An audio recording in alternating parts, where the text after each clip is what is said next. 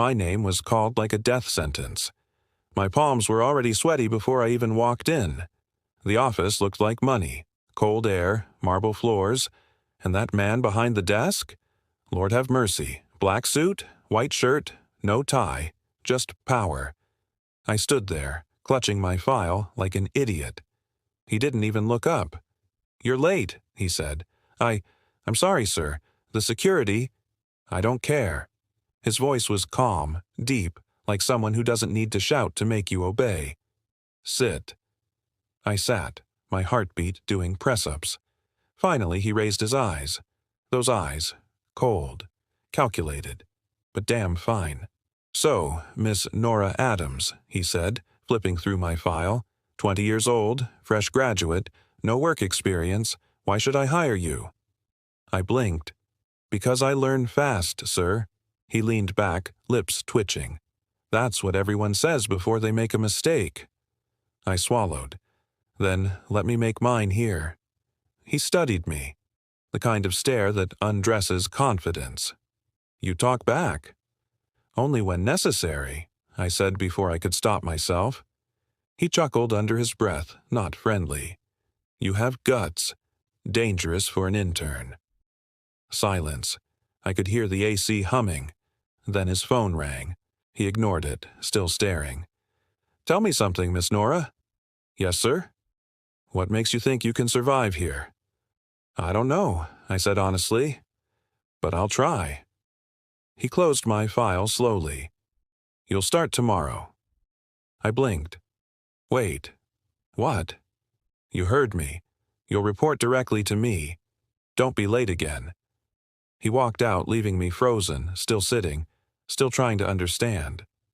I exhaled the breath I'd been holding. "Report directly to me?" That man barely looked human, more like temptation wearing a Rolex.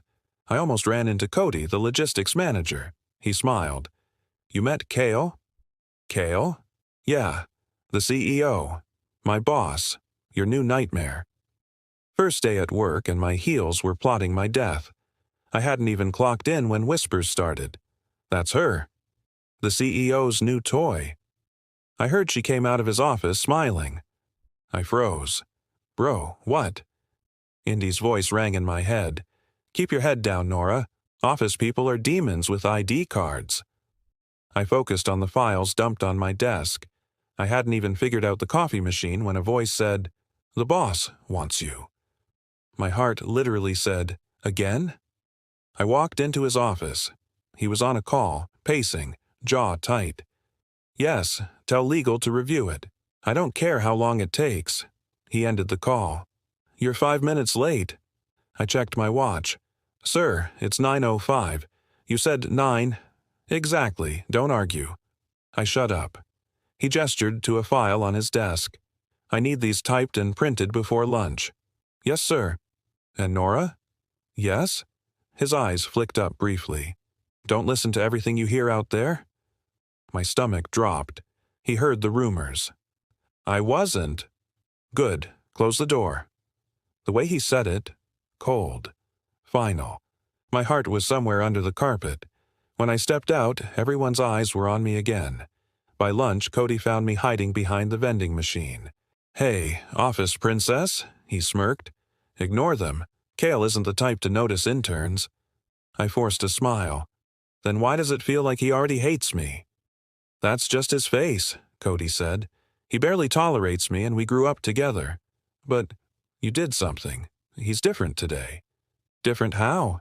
"Snapped at 3 people before 10 a.m. Congrats. You're officially under his skin." The day dragged like bad network.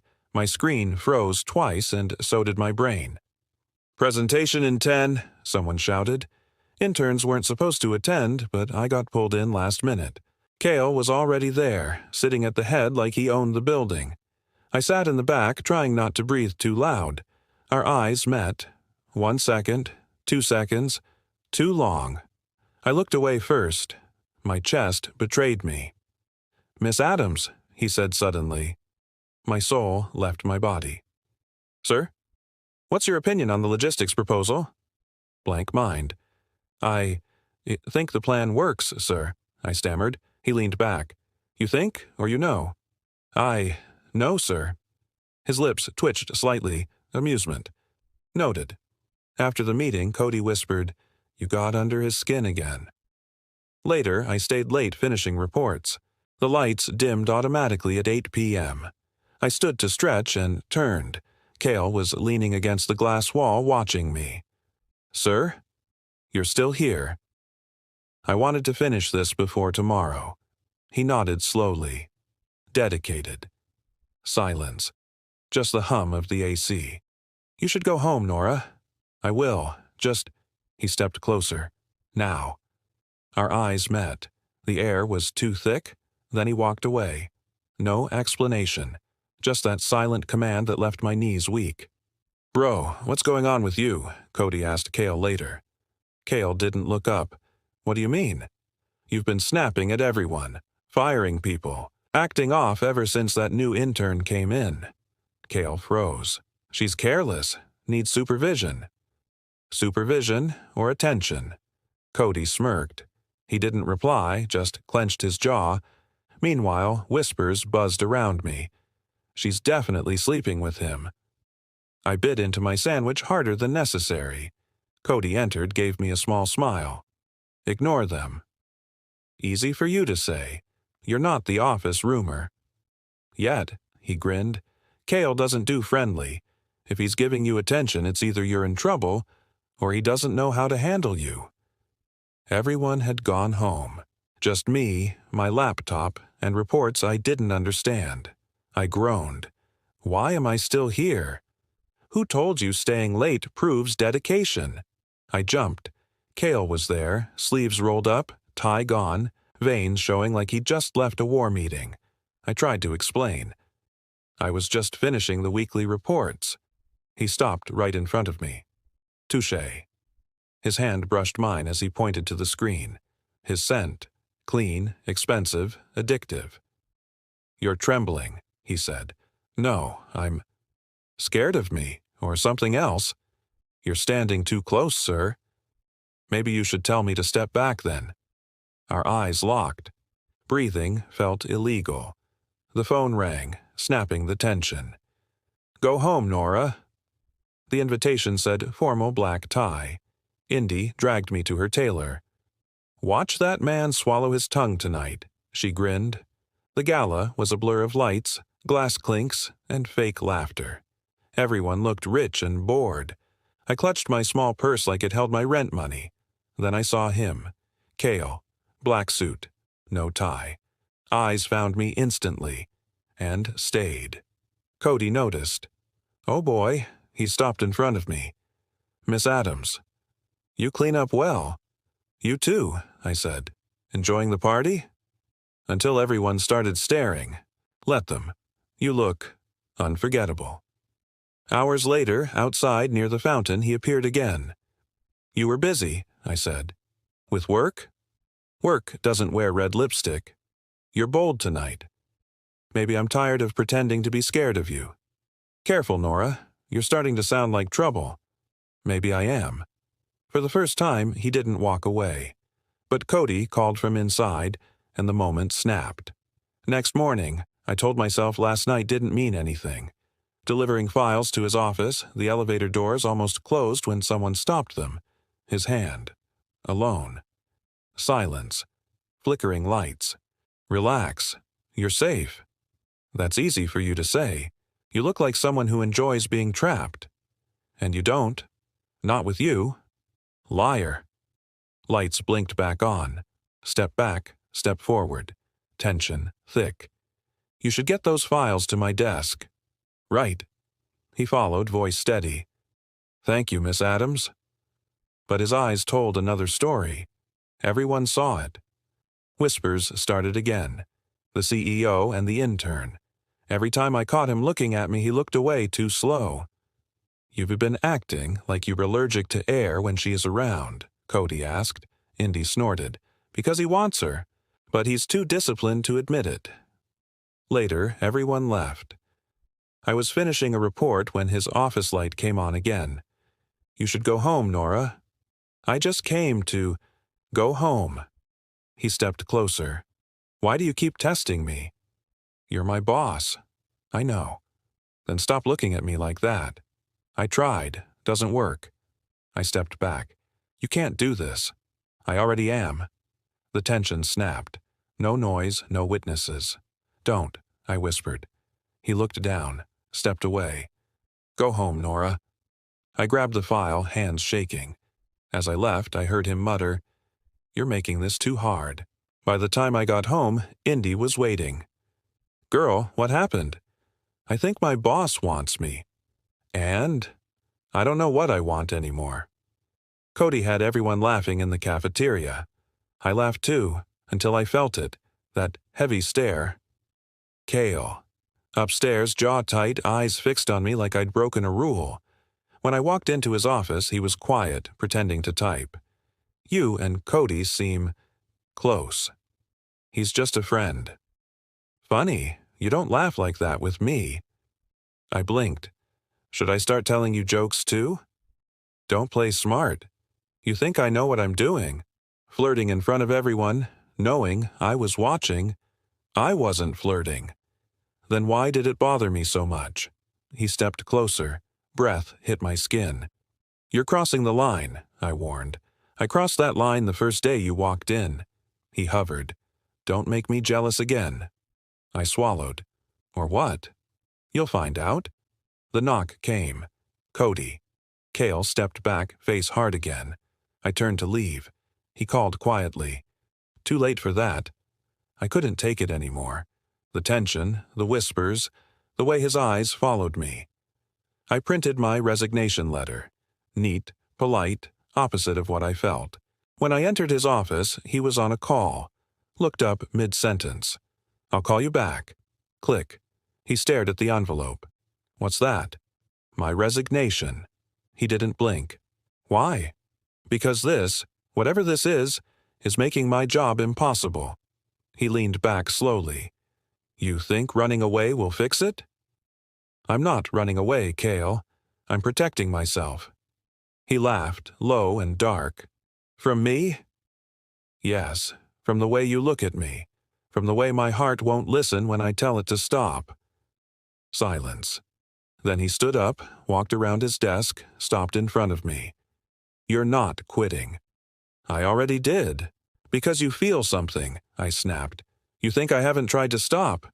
Then why didn't you? Because I can't. Something inside me broke. Say it, I whispered. I want you, Nora. God help me, I've wanted you from day one. My breath hitched. You're my boss. And you're the only person who makes me forget that. We just stood there. Too close. Too real. He exhaled sharply. I've been fighting it. Every damn day. But watching you laugh with Cody, watching you pretend you don't see it. Stop, I whispered. He did. Saw my tears, shake. This can't happen, I said. I know. Neither moved. Neither meant it. He looked at my letter one last time, crumpled it, and said quietly, You're not leaving me, Nora. Not yet. That night I told Indy. She didn't blink. Once men like that lose control, they don't let go easily. Because the next day, he didn't fight it anymore. After that day, everything changed. He stopped pretending. I stopped running. The air between us was different now. Charged, dangerous, alive. He'd walk past my desk and his hand would almost brush mine. Our eyes would meet in meetings longer than they should, and when no one was around, he'd say things that weren't exactly work-related. Like, You're making it hard to focus. You have no idea what you're doing to me. It was a game we were both losing. One Friday night, everyone had gone home except us. I was in the conference room printing reports when he walked in, sleeves rolled up, tie gone, eyes dark. Still working? He asked. Trying to. He came closer, leaned against the table beside me. I've been trying, too. For what? To stop thinking about you. My heart stopped. Cael. He turned, finally facing me. Tell me to stop. I couldn't. He reached up slowly, fingers brushing my jaw, soft, careful, like he was scared to ruin me. And then he kissed me. God. All that tension, all those stares, all that holding back. It exploded. The papers fell. The printer kept spitting sheets. But none of that mattered. His hands found my waist. Mine grabbed his shirt. He kissed me like a man who'd been starving for too long. When he pulled back, breath ragged, he whispered, "This is a mistake." "Then make it again." He did. After that night, the office became our secret battlefield. Empty boardrooms, late-night texts, him brushing past me in hallways like it meant nothing. But every touch meant everything. No one knew. Not Cody, not HR, not even Indy. To the world, I was just the intern. To him, I was something else entirely. Every secret has an expiration date, though. And ours, it was already ticking. I thought I was doing a good job hiding it. New clothes, extra perfume, constant smiles. But Indy wasn't stupid. She waited till Sunday brunch, then dropped her fork and said, "All right, spit it out." I blinked. "What?" She leaned back, arms folded. "You've been glowing, babe. Either you found Jesus or you're getting some." "Indy," she laughed. "So it's a man, then. Who is he?" I hesitated. She caught it instantly. "Oh my God. Don't tell me." She froze. "Nora, it's not your boss." I looked down. "Jesus Christ," she whispered. "It is your boss." I tried to explain. It wasn't supposed to happen. She cut me off. And yet it did. "Indy, he's not what you think." "Oh, I know exactly what he is," she snapped. "Powerful, confident, dangerous, the type that makes you forget who you are." I went quiet. She sighed, rubbing her temples. "Look, I get it. He's fine. He's rich. He looks at you like you're heir. But men like him don't love girls like us." "That's not true." "Then tell me this," she said softly. "If you lost your job tomorrow, would he still pick you?" That one stung. I whispered, "He cares about me." She looked me dead in the eye. "Until it costs him something." Silence. Then she added quietly, "Just don't let him make you small, okay? You've worked too hard to become someone's secret." I didn't reply, because she was right, and I hated that she was. That night, Cael texted me. "Conference room, 10 p.m. I stared at the message for a long time, then typed back, "Not tonight." He called. I didn't pick up. For the first time, I felt the crack forming between the girl I was and the woman he made me feel like. The office wasn't quiet anymore. Whispers had started. Little things. A glance here, a smirk there. The kind of tension people pretend not to notice but talk about the second you leave the room. It started after that night I ignored his text. He'd been distant ever since. Professional. Cold. Like he was trying to prove something. To himself, maybe. But I caught him watching me. Always. And Cody? He wasn't blind either. He cornered me one afternoon by the water dispenser. "Tell me something," he said. "Are you and Cael—" I froze. "What?" He smirked, but his eyes were serious. "I've known that man since we were kids. I know how he looks when he wants something." "Cody." "Relax, I'm not judging," he said, lowering his voice. "But if you're in this, you need to know what you're up against. He's not like other guys." "What's that supposed to mean?" "It means when Cael wants something, he destroys everything around it just to keep it." I didn't answer, because deep down, I already knew he was right. Later that day, Cael called me into his office. He looked tired, unshaven, the kind of tired that comes from pretending. "Sit," he said quietly. I did. He stared at me for a while before saying, "Cody asked me about you." My heart dropped. "What did you say?" "Nothing, but he knows." Silence. Then he added, "And that's not all. One of the board members asked me if I was distracted lately." I swallowed. "What are you going to do?" He leaned back, exhaling. "Handle it." "Handle it how?" He looked up at me, eyes sharp. by making sure they never find out. But, he stood, voice hard now. I said I'll handle it. That tone. Cold, closed off, CEO mode. The man I fell for was gone again. I got up to leave, but before I touched the door, he said softly, "Don't let them see us together for a while." That one hurt more than it should have. By Friday, the rumors were louder. Cody avoided Cael. People whispered when I walked past. And when Cael and I accidentally locked eyes across the hallway, he looked away first. Something was breaking. And this time, love wasn't enough to fix it. It started on a Monday morning. I walked into the office, coffee in hand, a smile on my face, and silence followed me. Everyone was staring, phones in hand, whispers flying faster than the AC. I knew before I even saw it. Indy texted first. "Nora, don't open Twitter." Of course I opened Twitter, and there it was. A photo of me and Cael, taken through the glass walls of the conference room, his hand on my waist, my face tilted up, eyes closed. The caption: CEO Donovan caught getting cozy with his 20-year-old intern. My blood ran cold. By the time I got to his office, he was already on the phone. PR team, lawyers, board members. He looked at me once, then looked away. "Cael, what do we do?" I asked, voice shaking. He didn't answer, just kept pacing. "Cael!" He turned sharply. "You don't say a word. To anyone. Understood?" I froze. "You're talking to me like I'm one of your staff." He sighed, rubbing his temples. "You are." That one hurt. "Wow." My voice cracked. "So that's what I am now?" "Nora, please." "No," I snapped. "Say it. Because when it was just us in your office, I wasn't just your staff, right?" He shut his eyes. "Don't do this here." I laughed bitterly. "You already did, Cael. Publicly." Silence. Then he said it. The one thing I didn't expect. "You're suspended until this dies down." I blinked. Suspended? "It's temporary, just until the board stops breathing down my neck."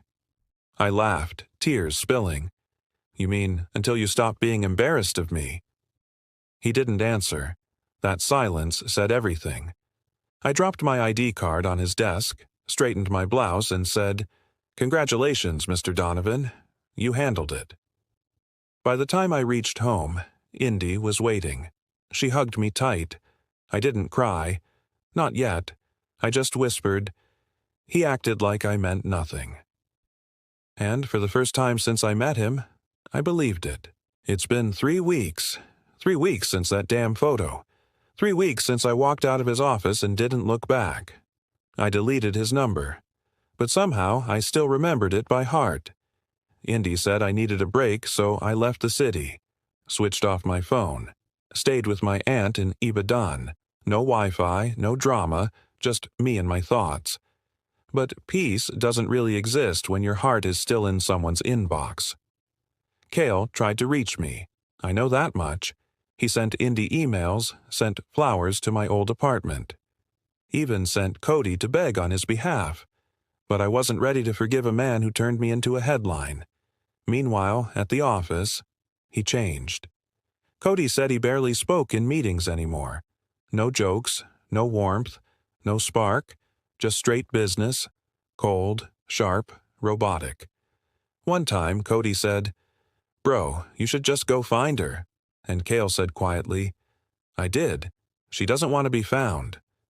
That line broke me when Indy told me, because I did want to be found. Just not by the same man who let me drown alone. Then, one night, it happened. I was scrolling through Instagram stories and I saw him, on a red carpet, beside some model. She had her hand on his chest, smiling for the camera. And he didn't even flinch. That was the night I finally cried. The kind of crying that makes your chest ache. The kind that makes you wish love had an undo button. I texted Indy. "I think I'm done waiting." She replied instantly, "Good, now start healing." But healing's funny. It doesn't come with closure. It comes with pretending you're fine until your heart finally believes it. Nora went off the grid. No calls, no texts, no trace. Indy found her 2 weeks later in a tiny apartment with peeling paint and a mattress on the floor, eating cold noodles straight from the pack. "Girl, you look like Heartbreak itself," Indy said, dropping her bag. Nora laughed without humor. "Guess I'm finally matching the mood." She didn't cry anymore. She just existed. Days blended into nights. Her phone was full of missed calls from unknown numbers. She didn't bother checking. She already knew who it was, or who it used to be. Meanwhile, Cael's world was burning. Cody had warned him, "You let your feelings ruin everything. Investors are pulling out. The board wants your head." But Cael didn't care. For the first time in his perfect, controlled life, he was the mess. The press wouldn't stop talking. The company's stock dipped, and the woman he loved wanted nothing to do with him. He sat alone in his glass office at 3 a.m., lights off, tie undone. The city lights reflected his failure right back at him. He replayed her voice in his head. "Don't touch me like I am something you can replace." And that one line hit harder than any scandal ever could. Nora, on the other hand, was slowly piecing herself back together. Indy wouldn't let her rot. "You're not going to let one man destroy what you built. You were the best damn intern that company ever had." She pushed Nora to apply for new jobs, rewrite her CV, go out again. At first, Nora resisted, but something in her snapped one night when she saw a headline. "CEO Cael Hunt faces board, rebellion amid affair scandal." She didn't smile, but something in her chest eased. Maybe karma was real after all. She whispered to herself, "Now he gets to know what it feels like to lose everything." Cael barely slept. He stopped going to the gym, stopped smiling in board meetings. He showed up, said the right words, then stared blankly at his phone afterward, waiting for a message that never came. Cody tried to pull him together. "Bro, you can fix the company, but you can't fix this woman by sitting in the dark." Cael just muttered, "She was never supposed to mean this much." Nora didn't know that every night he opened his drafts, typed her name, and never hit send. By the end of that month, she wasn't the same girl anymore. The scared intern was gone. What rose instead was a woman, quieter, sharper, and done being anyone's secret.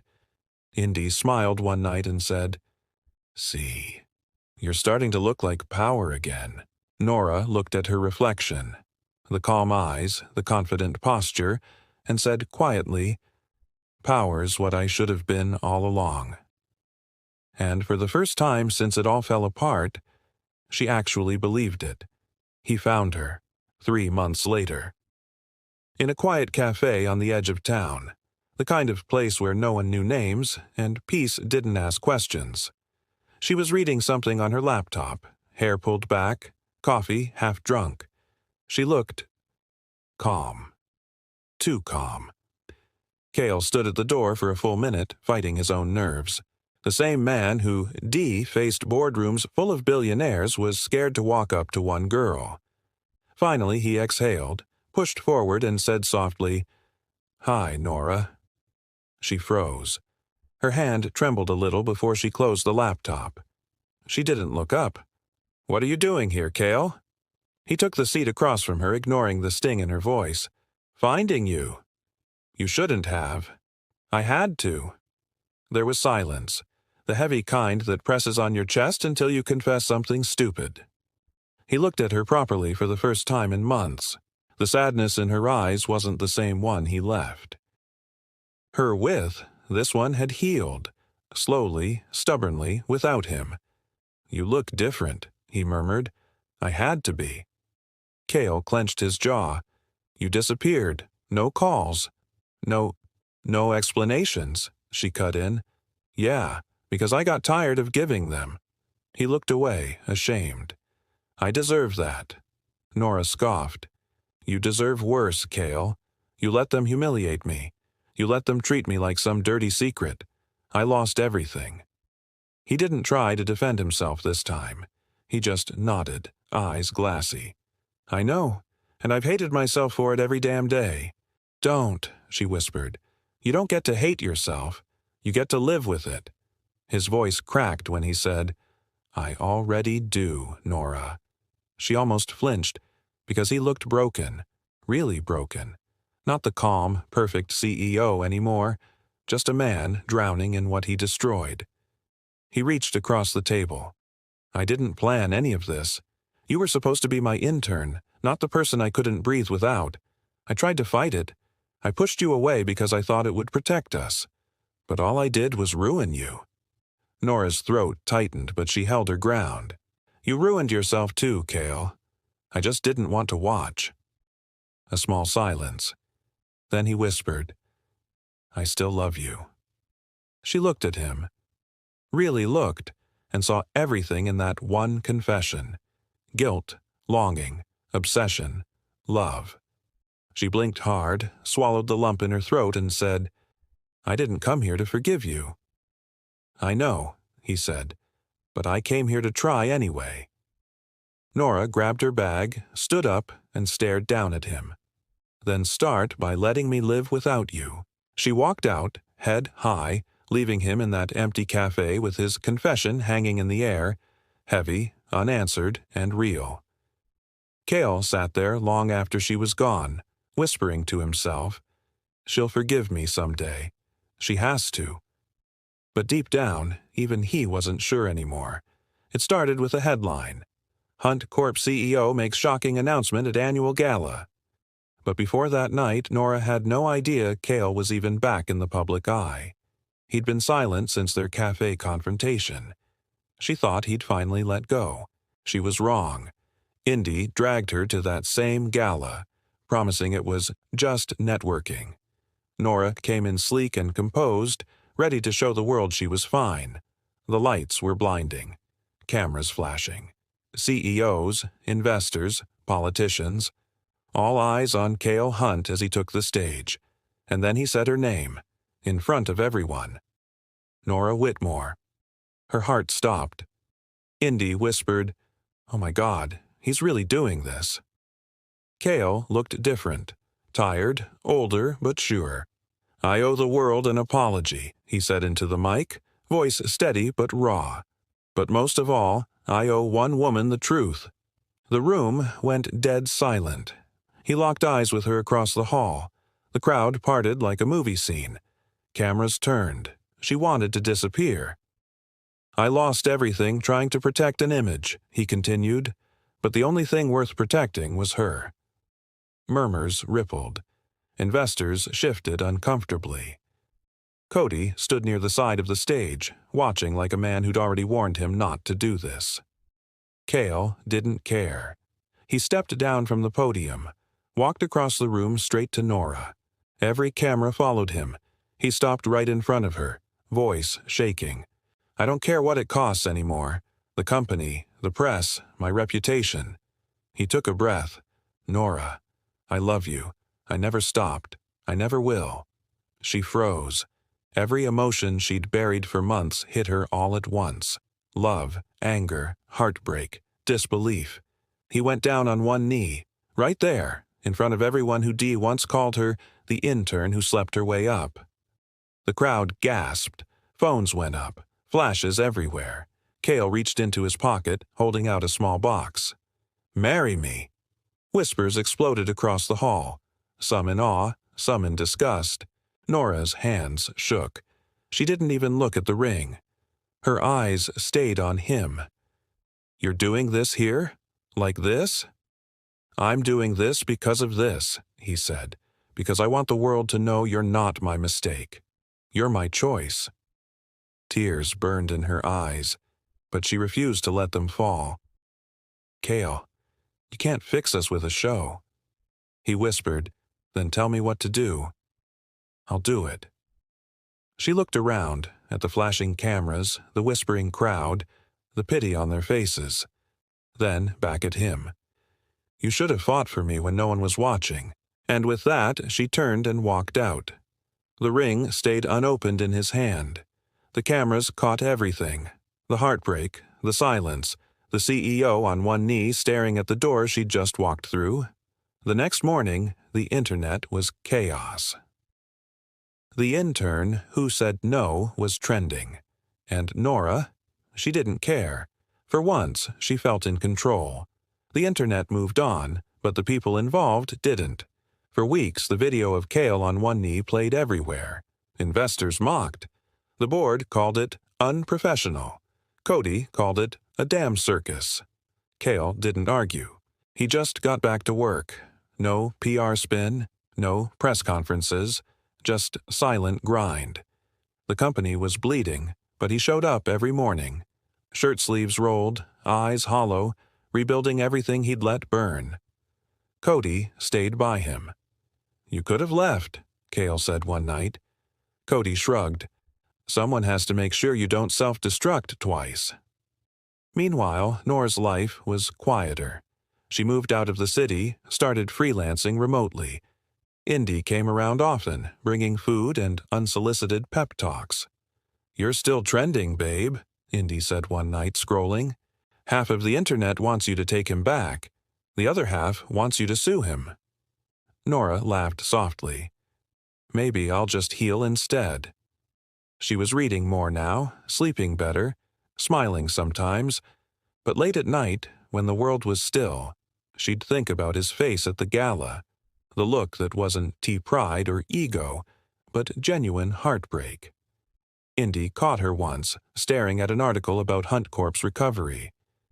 "Don't even think about it," Indy warned. Nora smiled faintly. "I'm not, just wondering if he's okay." Across the city, Cael was doing what no one expected, rebuilding the company without cutting corners. He turned down shady deals, rehired staff who'd quit, and refused to let anyone cover for him. "Why are you working like a man possessed?" Cody asked. Cael looked up. "Because I need to become someone worthy of her forgiveness." The board noticed. Investors started returning. Slowly, the company came back to life. But Cael didn't care about the headlines.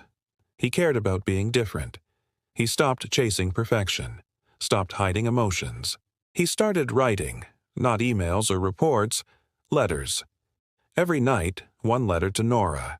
He never sent them, just kept them stacked in a drawer, waiting for the right time. Nora, on her end, started a small mentorship program for young interns, helping girls find their voice in the corporate world. She told them, "Never let anyone make you feel small, not even the powerful ones." And she meant it. Still, she wondered sometimes if people could change, if redemption was real. The answer came unexpectedly. One night, Cody showed up at her door. "Cael doesn't know I'm here," he said, "but you should know. He's not the same. He's fixing things the hard way." Nora crossed her arms. "Why tell me this?" Cody smiled. "Because you deserve to see that he's finally becoming the man you thought he was." After he left, Nora sat there for a long time, quiet, thinking. Then she whispered, "Maybe redemption's not about second chances. Maybe it's about what you do after you've lost them." 1 year later, Huntcorp had changed. New structure, new ethics, new leadership energy. The gossip had died down. The scandal faded into internet archives. What people didn't know was who was behind the company's quiet comeback. The internship program Cael launched was a hit, co-run by someone the board never expected to see again, Nora Whitmore. She walked into that boardroom like she'd never left it. Tailored white suit, calm smile, eyes that didn't flinch anymore. The same people who'd whispered her name now stood up when she entered. Cael watched her from the other end of the table. She didn't look at him right away. She didn't have to. Her presence already said, "I'm not your intern anymore." "Good morning, everyone," she said, voice clear. "Let's talk about the new mentorship initiative." Professional, unshaken, powerful. Cody leaned toward Cael with a smirk. "You sure you're not gonna pass out?" Cael chuckled softly. "I've been waiting for this day." The meeting ended with applause. Nora gathered her files, ready to leave, but Cael stopped her at the door. "Can we talk?" he asked quietly. She hesitated, then nodded. They stepped into the hallway, the same corridor where everything had once begun. He looked nervous, almost shy. "You don't owe me anything, Nora. I just wanted to say thank you. For believing in the company again. For helping me fix it." Nora crossed her arms. "I didn't do it for you." He smiled faintly. "I know. That's what makes it mean more." A pause. The air between them felt lighter this time. Not charged, not bitter, just real. "I read about your new foundation," he said. "Helping interns find their voice. That's incredible." She shrugged, a soft smile tugging at her lips. "Guess I learned from experience." He nodded slowly. "I never stopped writing to you. I never sent the letters. But I want you to have them." He handed her a small box, full of folded papers worn and creased from too many nights. "I kept them because I didn't know if I'd ever get to say any of it to your face." Nora stared at it for a long time. "You still think I'll read them?" He smiled sadly. "I just hope you'll forgive me, even if you never love me again." Something in her chest cracked, just a little. She took the box. "Forgiveness doesn't erase the past, Cael." He nodded. "I know, but maybe it helps both of us stop living there." They stood there in silence for a moment, years of tension melting into quiet understanding. Then, as she turned to leave, he said softly, "You look happier now." She looked back. "I am." And just as she walked away, she added, almost like a whisper, "But I never stopped loving you either." Cael froze, breath caught somewhere between relief and disbelief. She didn't look back again, just kept walking, heels echoing down the hall, light pouring in from the glass windows. He watched her go, smiling. No obsession, no ache, just peace. Later that evening, Nora opened the box of letters. The first one read, "You were never my mistake. You were my mirror. You showed me everything I was too afraid to be." She closed her eyes and smiled through the tears. Maybe this wasn't about who owned who anymore. Maybe it was about learning to love without losing yourself. The story didn't end with power. It ended with balance. The obsession was over. But the love, that stayed.